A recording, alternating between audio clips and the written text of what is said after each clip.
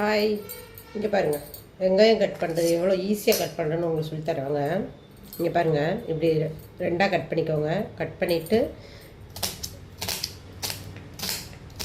நிறைய பேருக்கு வெங்காயம் கட் பண்ணுறதுனால பிடிக்காது. ஏன்னா கண்ணீர் தண்ணி வந்துடும், அழுக வரும். அதுக்கப்புறம் பொடியாக கட் பண்ண முடியாது. ஓகேங்களா? அதனால நிறைய பேர் பெரிய வெங்காயம் கட் பண்ணுறோன்னா யோசிப்பீங்க. எவ்வளோ பொடிசாக வேணாலும் கட் பண்ணிக்கலாங்க. பாருங்கள்,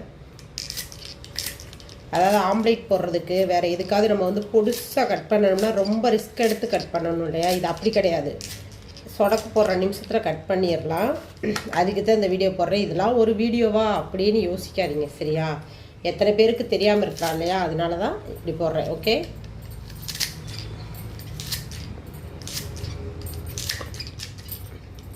அதாவது நெட்டாக ரெண்டாக கட் பண்ணி இங்கே பாருங்கள், நெட்டாக அப்படியே ஒரே இதில் வச்சுக்கிட்டு இப்படியே வச்சு அதை அப்படியே உள்ளே வச்சு அமுக்கிட்டோம்னா அவ்வளோதான், வேலை முடிஞ்சிச்சு.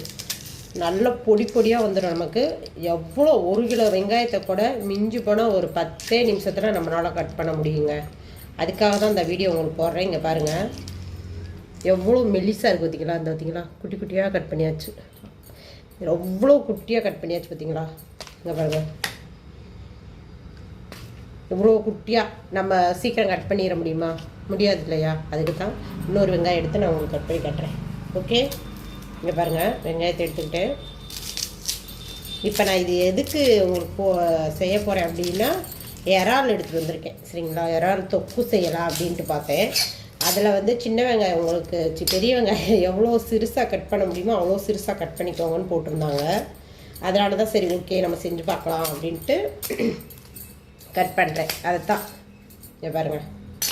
இப்போ உரிச்சிட்ட தொலியை உரிச்சிட்டு இந்த இருக்கா, இதை ரெண்டாக கட் பண்ணிக்கிட்டேன். ஓகே, ரெண்டாக கட் பண்ணி இந்த இதுக்குள்ளே இருக்குது பாருங்கள், தான் இந்த எல்லோ கலர், அதை மட்டும் லைட்டாக இப்படி கீறி விட்டுட்டோம்னா நமக்கு இப்படி சின்ன சின்னதாக பீசஸ் போட இது 10 நிமிஷத்து வேலை தானே உங்களுக்கு. இங்கே பாருங்கள், இப்படி போட்டாச்சு.